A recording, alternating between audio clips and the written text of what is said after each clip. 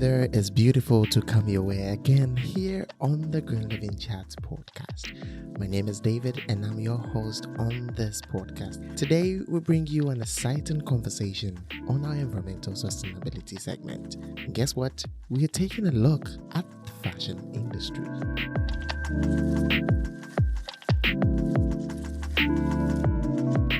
Well, why the fashion industry? Today we are taking a look at the fashion industry because it's one of the industries with the longest supply chain and has so many activities going on that impact us socially, environmentally, and economically. So on today's episode, Olga Johnston Antonova joins me on the podcast to have an interesting conversation on what is happening in the fashion industry. Olga is a leading consultant and opinion leader when it comes to sustainability and circular fashion industry in Russia. She is a fashion consultant to a lot of fashion brands and independent designers. She is also an educator and visiting lecturer at top Russian universities and schools of fashion and design. And one thing that you'll be noticing from this conversation is Olga is the best storyteller. And you're just going to enjoy the conversation we had with her from the diverse experience she has had from living in different parts of Europe and Russia, experiencing all the cultures and how the fashion industry has evolved throughout the years. So today, Olga introduces her background and how she grew up getting into the industry from design to fashion and getting exposed to all the things that happened in the industry.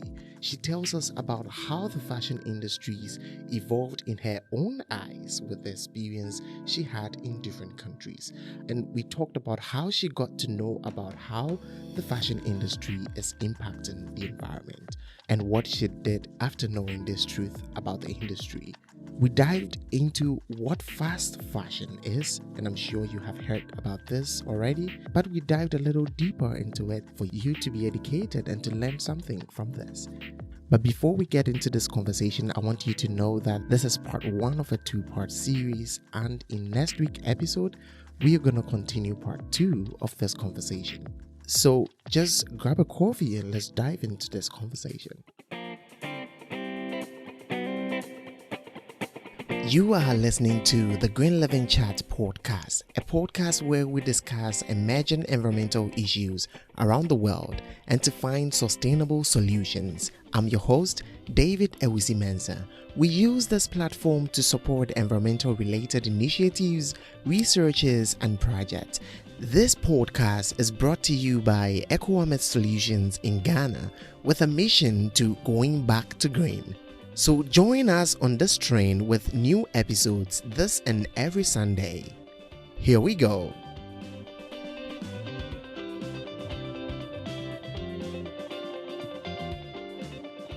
Hello, Olga. Thank you so much for joining me today on the Green Living Chats. Super excited to have this conversation, and really, since I got to know about you, oh boy, I've been just wanting to have a conversation with you. So really, finally, welcome to the podcast. Thank you very much. Thank you, David. And thank you, listeners, for having time to listen to what I am here to say. And thank you for inviting me. Yeah. Really looking forward to our chat. It's really exciting. People listening might not understand why I'm super excited because we've been really wanting to have conversation, but sometimes time becomes a little bit of a struggle to have a common good time to talk. I'm super excited. And even the way we got to meet is just even interesting. So, okay, just a background. I had a podcast interview with a lady from Russia called Elena, and she connected me. I should have a conversation with this lady because she's super, super good and super, super fun. So already I had a mindset before coming to meet you, and I was super excited to talk to you. So first time I spoke to you, I was like, oh boy, this lady just have so much to say and so exciting. So thank you, Elena, wherever you are. It was super exciting connecting the two of us. So yeah, it is really exciting to have you on the podcast today. I really want to dig into a lot of things, and I'm really going to learn a lot of things that I don't know about because fashion is not my thing, but we got you here to tell us everything that we need to know. But before we get into the conversation, really, we just want to know a little bit about you. How was it growing up?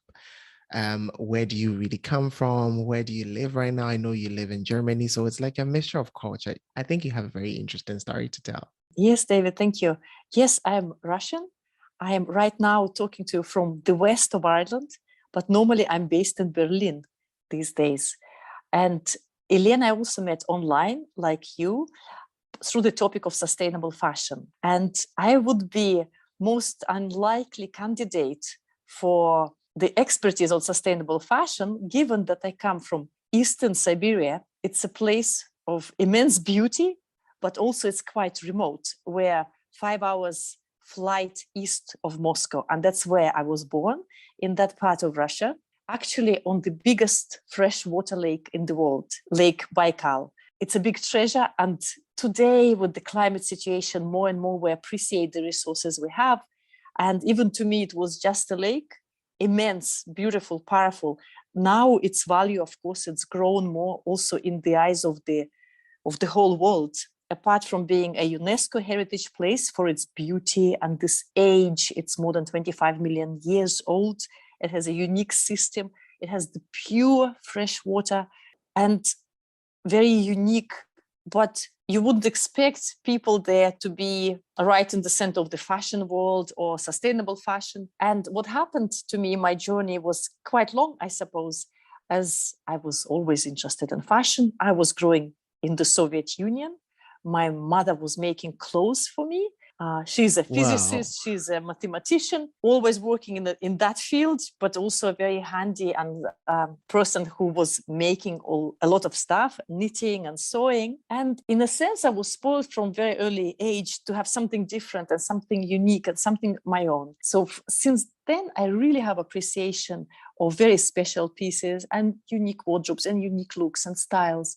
And somehow, because of that, because actually of shortages that were all over Russia, and my luck of having my mom being able to do this creative and practical in a way of often remaking clothes, I developed this likeness, as I said, for uniqueness and special pieces. So it's in a way is easy and natural for me to appreciate something special and understand that you don't need so much to look well and to feel good. And I have experienced that really from very early ages, when even the teachers in the school would stop me and say, "Oh, this is so lovely on you. Who made this?" We had uniform in Russian schools, and part of it was this aprons, believe it or not. Mhm. And she made these lacy ones. And this was somehow so nice for me, so important. I was a very good academically, I was a very good student. I loved studying, and I still do. But this part of wearing things, this even enjoying the materiality of clothes was also in me, and it was developed, I think, at that time. And noticing that people actually notice and they pay attention and they like things that are aesthetically different or special. Call them beautiful, call them stylish, but with some sort of a difference. So that gave me this love for clothes. And I wouldn't say fashion. We didn't really have this big fashion or fashion idea. The fashion magazines were very limited. And I actually remember all of them. They were Russian ones and they were not easy to get since I was growing up without much advertising. So I really wasn't spoiled in terms of seeing visual pictures of stuff. So I have this humble, normal appreciation of beautiful materiality that is also practical and functional, but then also aesthetically and somehow psychologically as well fulfilling. And I loved styling. I knew, I want to combine these things. And I know what I can put together from this little baby age, like dressing dolls, I call. And I'm saying that because in the modern world, I would be going into a fashion college or styling college. At that time, these professions, especially the stylist, it didn't even exist. I think that word didn't exist, definitely didn't exist in my country. Sewing and making clothes was not my interest. So I didn't pursue that. So I went to study linguistics, philology. I'm so fond of that science. I think it's also, we can have a separate conversation on that. But I Yes, for learned sure. English and became an expert in the language. And I wanted to teach the language. And I love also, of course, the language as an expression and medium that you can communicate everything through. And of course, if we talk about clothes, it's also a medium of communication. So somehow it is Yeah. related. But I came to that a bit later when fashion, I realized, is a big industry. I actually ended up working abroad. My first job after doing graduation from the Russian university was in Dublin. This is the beginning of the 90s. And it's also very interesting that I missed my reliance of my mother's supply of things that at that time I could already tell her I would design something and, oh, please make it this way and make it that way. The shortages were stopping in Russia, and we had, in fact, an influx of very cheap supply of clothes. Suddenly this abundance, but it wasn't the abundance of today. It was really, I don't know, whichever strange way, imported things in bags, like poor quality, but people were suddenly seeing this abundance of cheap stuff. Yeah. And this is not even about fast fashion. This is just, I forgot the names for this kind of illegal trafficking of cheap stuff into Russia and reselling it there. It was before the famous brands arrived. But mind you, in Russia, in spite of the shortages, people were very well aware of important fashion houses. Because if you look at Russian history in the past, in the pre-revolution days, during the Tsarist times, Cartier, for example, was a supplier of a Russian court. It was the only court, it was the first court it started to supply. So the appreciation for beauty existed in the society before the revolution. Then we have this history of kind of unification of things, people, looks, and I suppose styles. But then at the beginning of the 90s, right before the fast fashion brands really developed and appeared and then also arrived in Russia, I was living in Ireland, where there wasn't much choice of good clothes, but it was in front of my own eyes. Then at the beginning of the 90s, fast fashion was developing there. And I think, rightly or wrongly, I feel it's a very consumer-oriented society where I ended up in the West.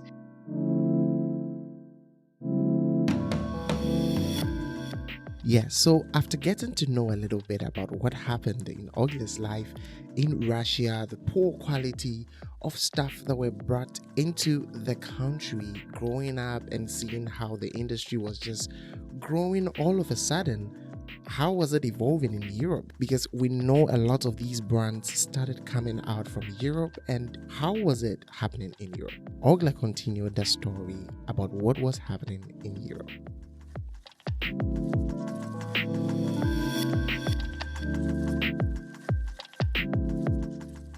In Western Europe, people were not bringing clothes in bags to resell and to saturate the market. It was the fast fashion times, the development of affordable clothes that, of course, on the one hand, is fantastic that people suddenly could have access and could afford styles that are aesthetically pleasing, that are developed because they were usually copied. They were developed by good designers and high-end fashion houses.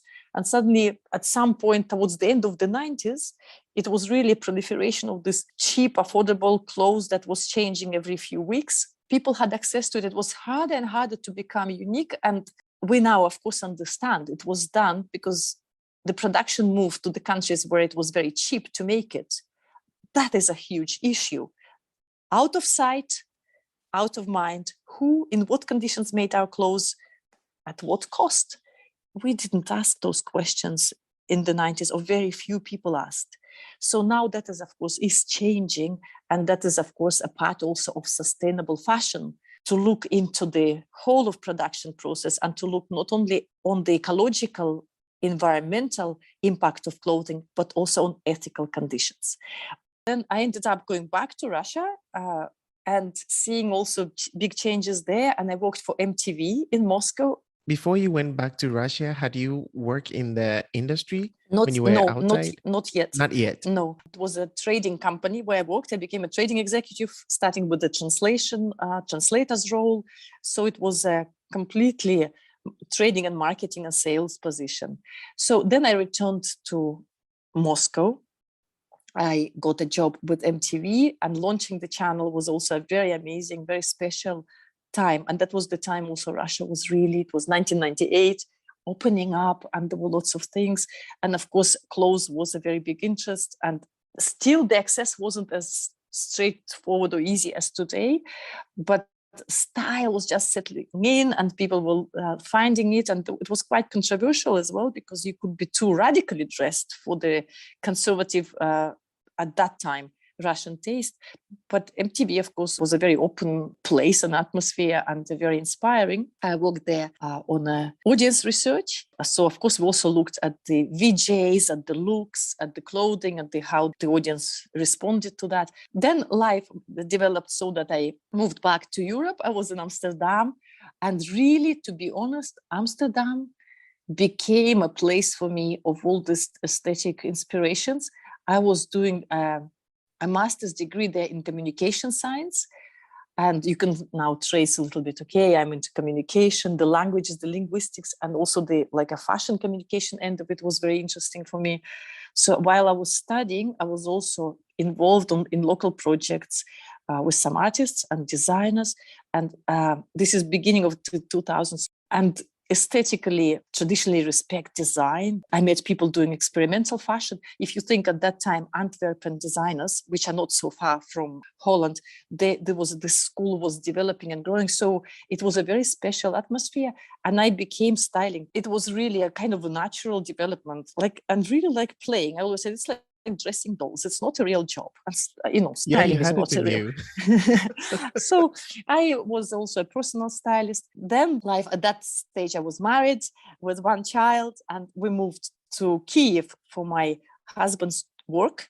And again, another very interesting thing, it was during the Orange Revolution times.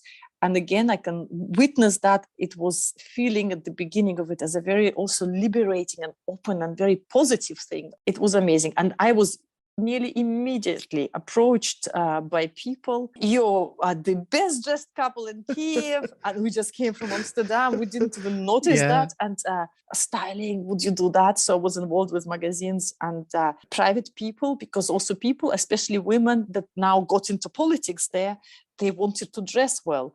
And I think being exposed to this, contemporary culture and cutting edge things, really, I didn't think of that. I just thought it's normal, everyday things that what I see and how people are.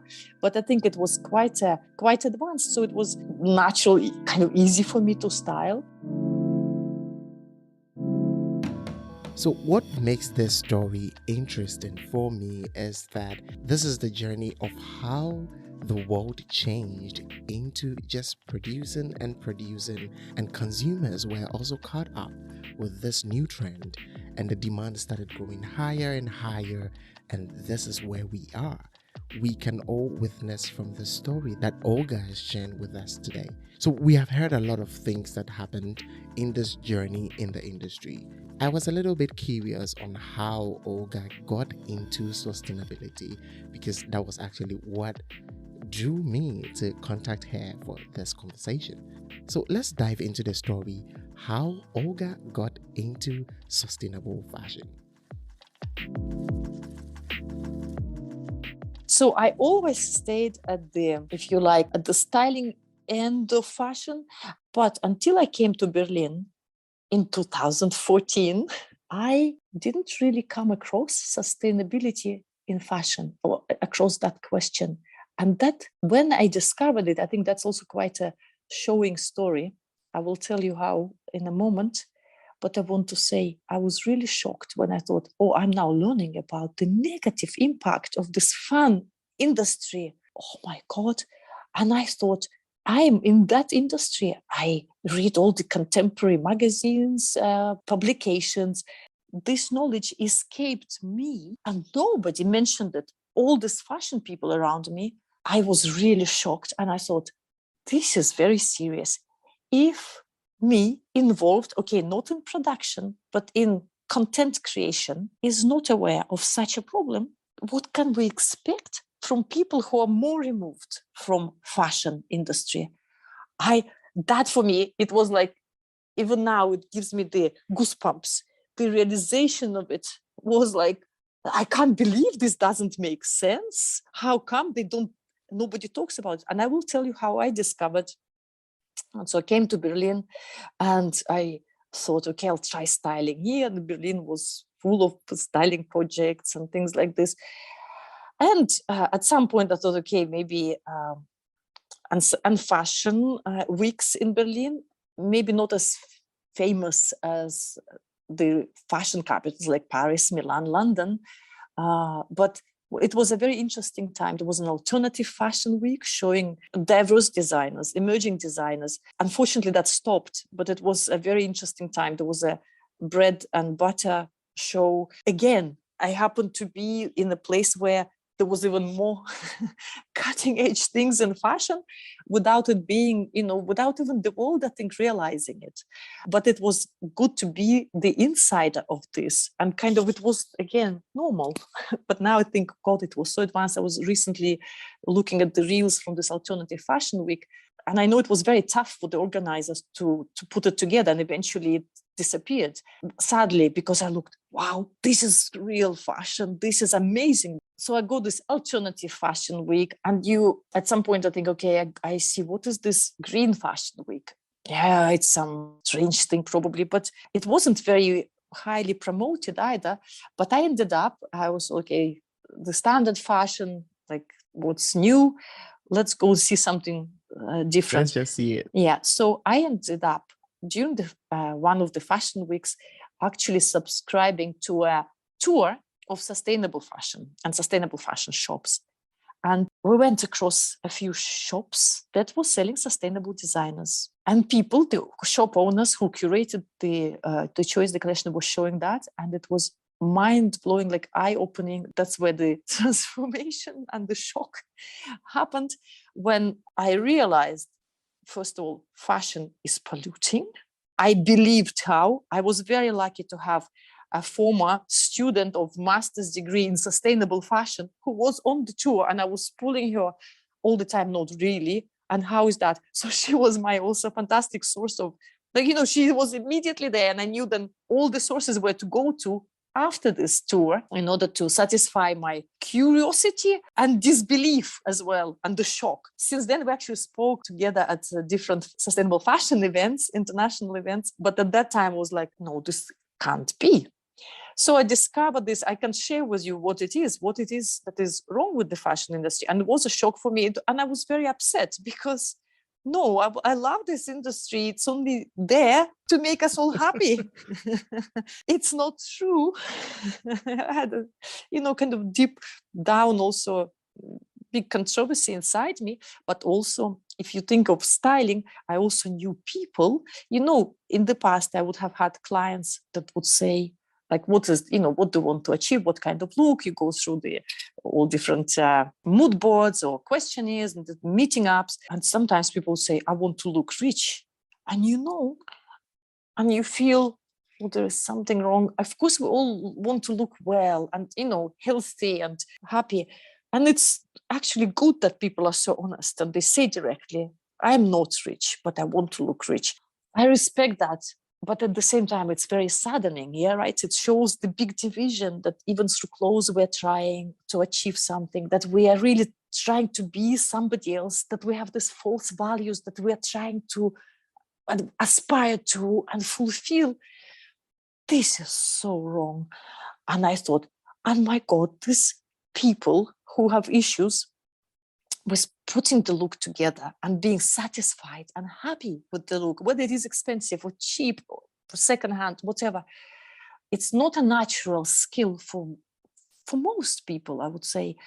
And they're trying to achieve something, often not even being themselves, but to copy something, to be rich, to be like that. This is more a psychological issue, not exactly a aesthetic and style issue. Or it's all very related. It's a very interesting topic, of course. But I thought, and if these people, they're so manipulated, of course, by the industry. I already knew from styling for commercial shoots, I thought, we're creating this beautiful picture, but maybe it's unattainable. As art, it's perfect. But as an aspirational thing, we're making people feel bad, maybe, or inadequate, or they can't afford it, or it was heavy. Even now, I think it's such a responsibility to work in an industry like that can actually manipulate people, use them, and instead of helping them, make them feel worse. Yeah, it's a really serious case. It is a serious case. It still is going on. Yep. And we're so used to that. Still. Yeah, well, I want to look and what is in that magazine. I think it's less now. I think it's not so acute. And all this last couple of years, many things were opened up and all this general big crisis, I think also re-evaluation of the values, we're getting there. But still, and at that time, I thought, yes, indeed, life is full of controversy. Everything you do is political and controversial. And so I wanted for myself, to look for the truth in it, to create goodness through beauty. So for me, really, it's beauty, truth, and goodness that are universal values that are always there. Apparently, all of our value system is based on them. And I realized this is so simple, and this is a guiding principles. I think they should be for everything everybody makes, and especially for the fashion industry. Beauty has to be aesthetically nice. Truth, we have to know what's behind this clothes, how it is made. It has to be sold to us in a truthful way, not manipulating us, not greenwashing us. It has to be true. You, as a fashion brand owner or producer, have to be true to yourself. How you're making this responsibly, you should be making it. And goodness sums it all up, that everything you do, your things you produce, or if you're a consumer, things you buy, they should only create goodness for your own sake. Then we're in a better world. Then we're in a sustainable world. Okay, so yeah, someone might be wondering, the industry is polluting, is doing this, is doing that. What is exactly wrong with the fashion industry, and how is it really polluting the environment? So Olga went on to give us some few points on what is happening in the supply chain of this industry and what we should watch out for.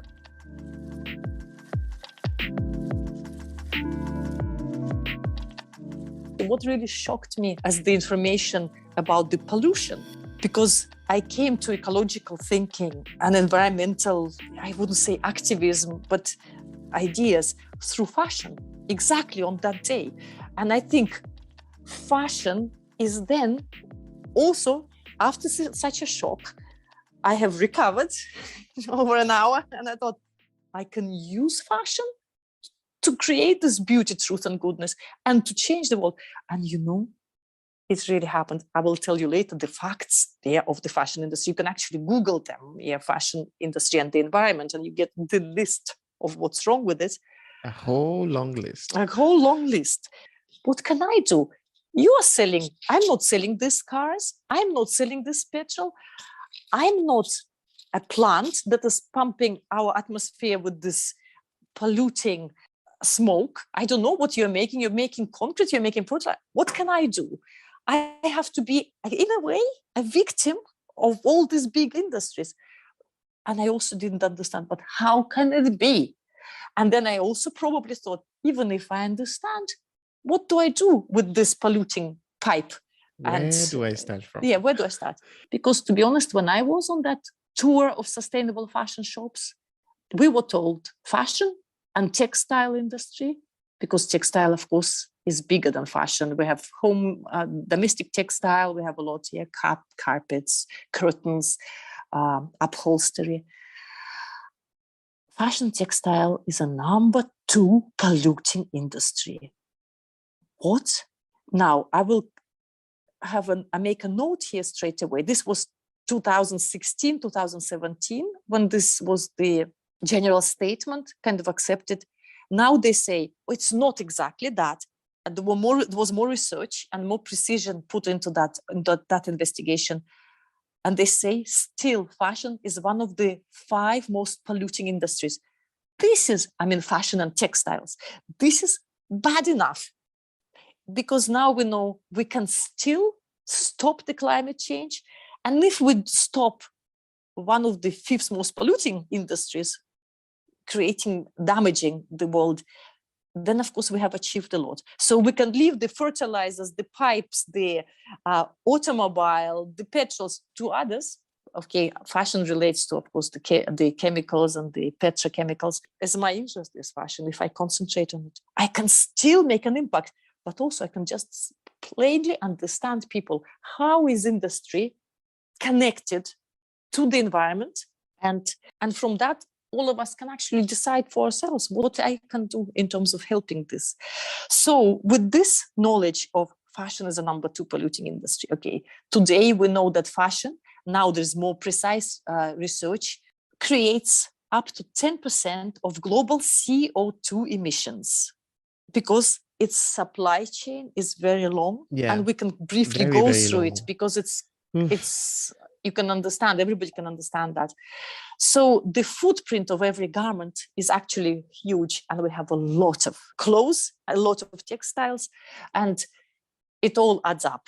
And I thought, what is happening in my own country? We all love fashion there. Is personal styling in Russia is a very big and successful, good, easy business. So with that amount of clothes and this huge population, appreciation of good things, I think in Russia, nobody at that time, nobody knows this is a crime. This is very dangerous, because even if certain countries in the West are awakened and they're helping to improve, they're changing, they're doing something, what's happening in my own country, which is full of educated people, is just enough to tell them, and they will be able to contribute to the improvements rather than just being mindless consumers. And it's also not fair to keep them as mindless consumers. And I thought, I'll go in and find out. Yes, no information. At some point, there was something, and very little, not enough. While ecologists are trying, but there's a divide at that time. Now there has been more activism and more awareness, but still big division. And I went to people at ecological conferences and events, because Russia had a year of ecology in 2017. Every year we have a year of a certain topic.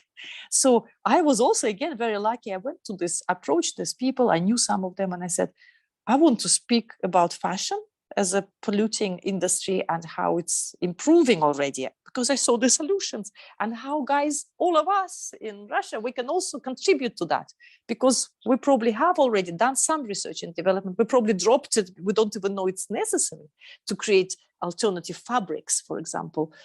I'm sure we're well able. So let's look into that. I was not believed by people in this ecological field, by the experts. That really?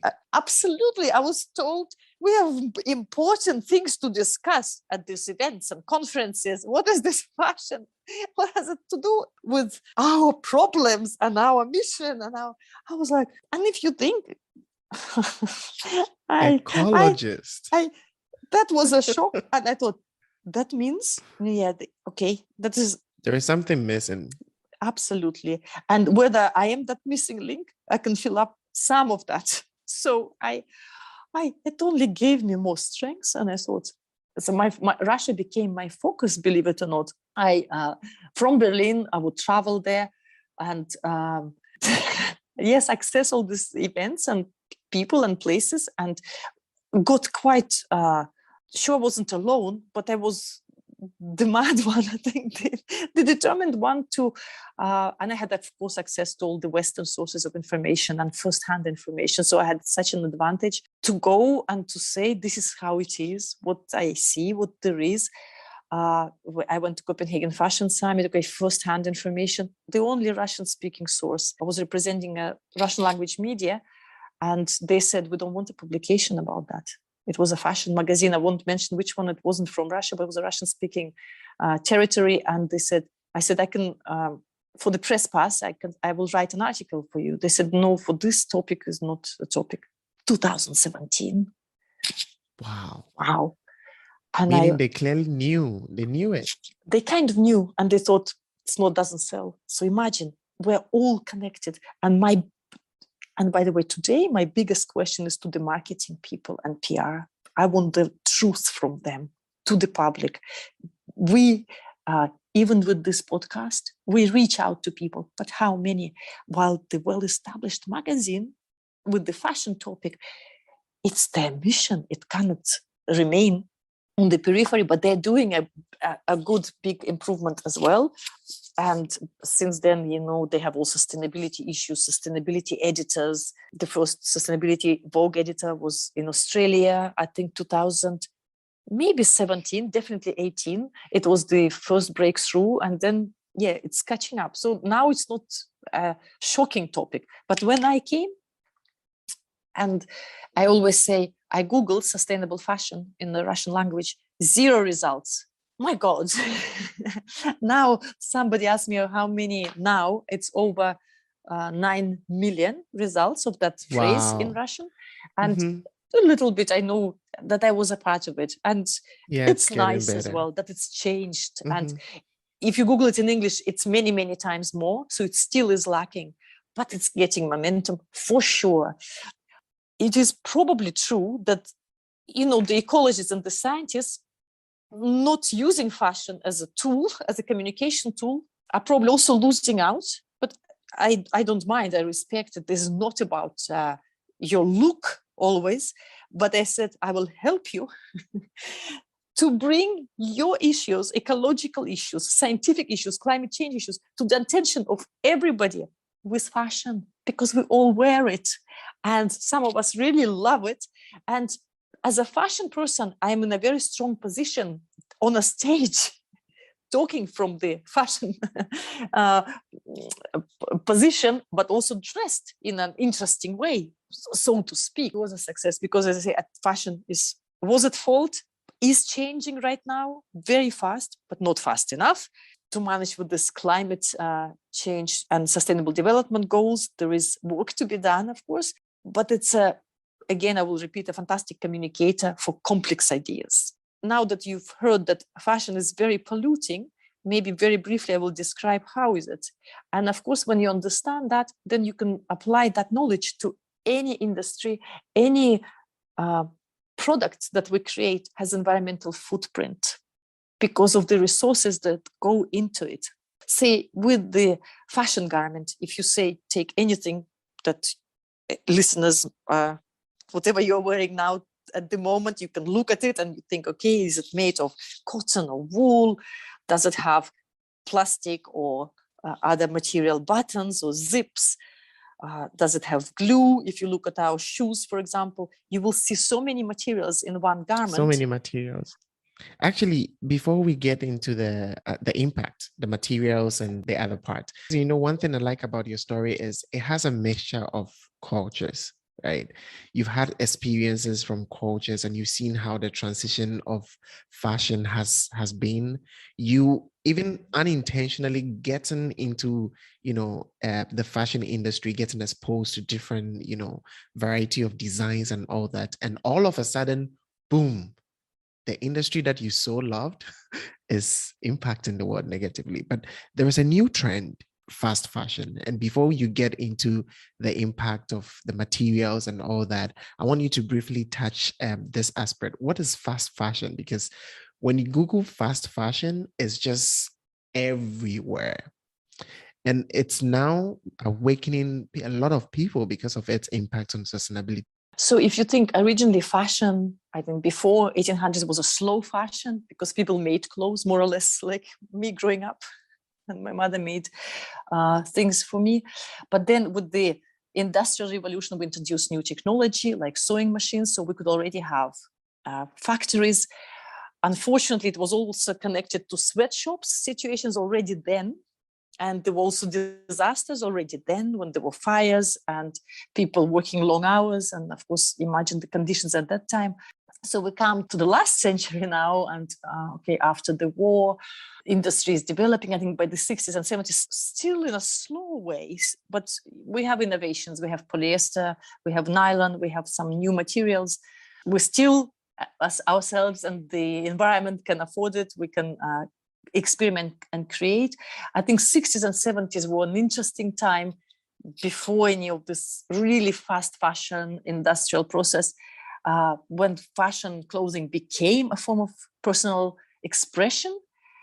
And of course, we had already high street and we had high street brands, but somehow it wasn't so overwhelming. It wasn't at the level of overproduction. But then in the 90s, and that's what I witnessed when I moved to Dublin, I just happened right there, the end of the 90s, beginning of the 2000s, the really low-cost fashion exploded. And if you think about it, then online shopping also takes off.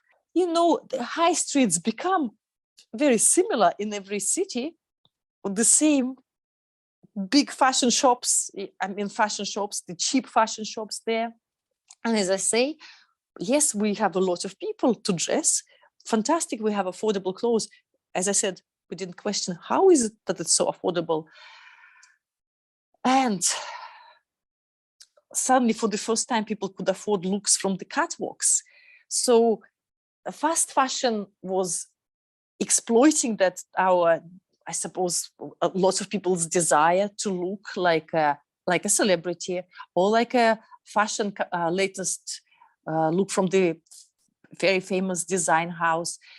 But of course, the manufacturing was using cheap materials. We didn't realize at that time how polluting they were, how dangerous they were, how they killed the environment in other ways.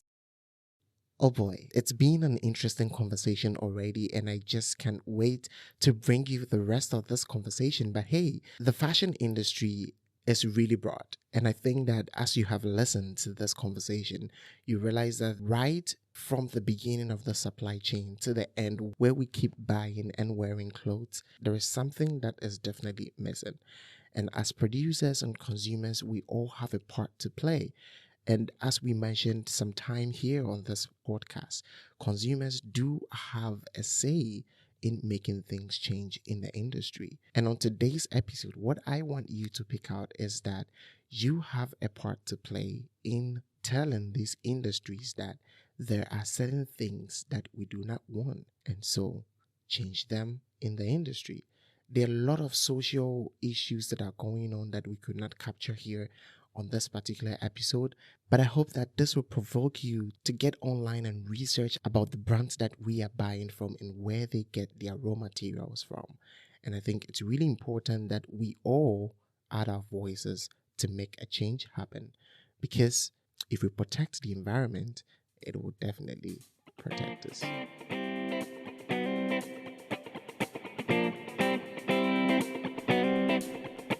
Thank you so much for listening to this episode of the Green Living Chats podcast. This initiative is to educate and create awareness on things that really matter. We look forward to hearing your thoughts and comments as we get interactive on our social media platforms at EcoAmet Solutions on Instagram, Facebook, YouTube, and LinkedIn. If you would like to be part of these conversations, contact us via email at glcpodcast@ecoametsolutions.com or see our contact details in the show notes. Our conversation today was just part 1 of a 2-part series, so see you on the next episode for part 2 of today's conversation. And remember, live green.